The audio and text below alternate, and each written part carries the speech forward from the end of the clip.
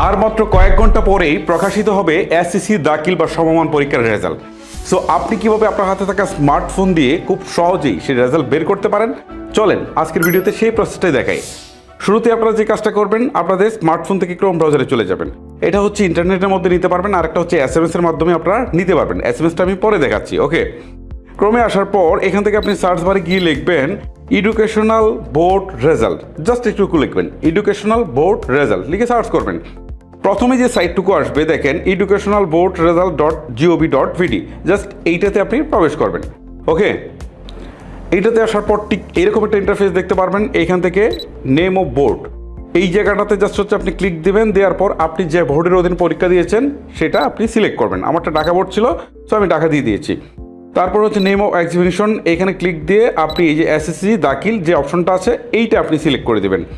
ঠিক আছে, তারপরে হচ্ছে ইয়ার অফ এক্সামিনেশন, এইখানে ক্লিক দেওয়ার পর দেখেন 2026 আছে। আপনি কি করবেন, 26 সিলেক্ট করবেন। সো 26-এর রেজাল্ট যেহেতু এখনও দেয়নি, আমি 25 দিয়ে দেখাবো, সো আমি 25টা সিলেক্ট করে দিচ্ছি। ঠিক আছে, আপনারা মাস্ট বি 26 দিবেন। তারপরে হচ্ছে এখান থেকে টাইপ অফ রেজাল্ট, এখানে ক্লিক দিবেন।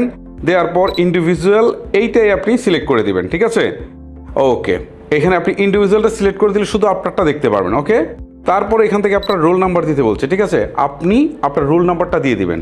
ওকে, আমি যার রেজাল্টটা বের করবো তার রোল নাম্বারটা দিয়ে দিচ্ছি। আচ্ছা, রোল নাম্বার দিয়ে দিয়েছি। এখন নিচে একটা অপশন আছে রেজিস্ট্রেশন নাম্বার। ঠিক আছে, এখানে আপনি আপনার রেজিস্ট্রেশন নাম্বারটা দিয়ে দিবেন। ওকে, আমি এখান থেকে রেজিস্ট্রেশন নাম্বারটাও দিয়ে দিচ্ছি। এখন দেখেন নিচে কতগুলো সংখ্যা আছে। এই যে সংখ্যাটা থাকবে না, আপনার এখানে যে সংখ্যাটা থাকবে উপরে লেখা, জাস্ট এই জায়গাটায় আপনি শুধু সেই সংখ্যাটা দিয়ে দেবেন। যেমন আমার এখানে আছে 1336। ওকে, আমি এটা দিলাম। দেওয়ার পর এই যে ভিউ রেজাল্ট করে একটা অপশন আছে, জাস্ট এইখানে আপনি ক্লিক দেওয়ার সাথে সাথেই রেজাল্টটা আপনি দেখতে পারবেন। অলরেডি কিন্তু রেজাল্টটা চলে আসছে। সো এখানে কোন সাবজেক্টে সে কোন গ্রেড পেয়েছে, ওকে, সব কিছু কিন্তু এখান থেকে দেখাচ্ছে, সব কিছু দেখাচ্ছে। ওকে, এভরিথিং দেখাচ্ছে। এখন এটা যদি আপনি প্রিন্ট করতে চান অথবা পিডিএফ করে নিতে চান, তাহলে এই যে প্রিন্ট অপশনটা আছে না, এখানে ক্লিক দিবেন। এখানে ক্লিক দেওয়ার পর আপনার কাছে তো সরাসরি প্রিন্টার নেই, সো আপনি যে কাজটা করবেন এই অংশটাতে ক্লিক করবেন, সেভ এস পিডিএফ এটা দিবেন, দিয়ে এই পিডিএফ অপশনটাতে ক্লিক দিবেন। ঠিক আছে, দেওয়ার পর এখন আপনি ফাইলটা যেখানে সেভ করতে চান, আমার এটা যেমন ডাউনলোডে আমি সেভ করতে চাই, সো সেভ দিয়ে দিলাম। এখন কিন্তু এটা পিডিএফ আকারে সেভ হয়ে গেলো কোথায়, আমার ডাউনলোড অপশনটার মধ্যে। ঠিক আছে, এটা গেল যে অনলাইন থেকে কিভাবে দেখবেন সেটা। চলেন এবার আপনাদেরকে দেখাই এসএমএস এর মাধ্যমে কিভাবে আপনারা রেজাল্টটা দেখতে পারবেন, যাদের ইন্টারনেট নেই তাদের জন্য আর কি। আমরা এখান থেকে বেরিয়ে চলে আসি, এবারে মেসেজ অপশনে চলে যাব। এখন স্টার্ট মেসেজ এখানে ক্লিক করব। সো আমি কত নম্বরে পাঠাবো এটা আগে সিলেক্ট করতে হবে। ওকে, আমরা পাঠাবো হচ্ছে 16222। ওকে, সো এটা দিয়ে দিলাম। এখন আমরা মেসেজটা লিখব।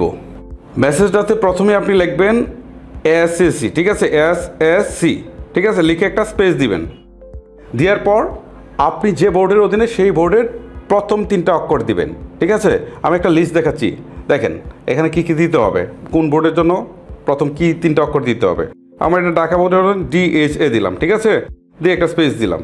এখন দিতে হবে রোল নাম্বার। ওকে, আমি রোল নাম্বারটা দিচ্ছি। রোল নাম্বারটা দেওয়া শেষ। তারপরে আপনি একটা স্পেস দিবেন। দেওয়ার পর আপনি কত সনের রেজাল্ট চাচ্ছেন, 2026, তো এখানে 2026 দিয়ে দিবেন। সো আমি যেহেতু 25-এর রেজাল্টটা বের করছি, সো 25 দিচ্ছি। দেওয়ার পর আমার কাজ কিন্তু শেষ। দেখেন প্রথমে হচ্ছে আমি এসএসসি দিয়েছি, একটা স্পেস দিয়েছি। তারপর হচ্ছে আমি যার রেজাল্টটা বের করছি তার যে বোর্ডের অধীনে ছিল সেই বোর্ডের প্রথম 3 অক্ষর দিয়েছি। তারপর রোল নাম্বার দিয়েছি একটা স্পেস দিয়ে, তারপর একটা স্পেস দিয়ে কত সালে পরীক্ষা দিয়েছি, অর্থাৎ 2026টা দিয়ে আমি এসএমএসটা সেন্ড করে দিই। ওকে, সেন্ড করে দিলাম। এখন এই এসএমএসটা সেন্ড হওয়ার জন্য কিন্তু মিনিট থাকলে হবে না ভাই, টাকা থাকতে হবে, এটা মাথায় রাখবেন। সো ফিরতি এসএমএসটা যখন পাবেন সেই এসএমএসে আপনার রেজাল্টটা কিন্তু তারা শো করবে। এই হচ্ছে মূলত বিষয়। সো গাইস, ভিডিওটা লেন্দি করছি না, এখানে শেষ করছি। আজকের মতো আমি হিমেল বিদায় নিচ্ছি। দেখা হচ্ছে নতুন কোনো ভিডিওতে। আল্লাহ হাফেজ।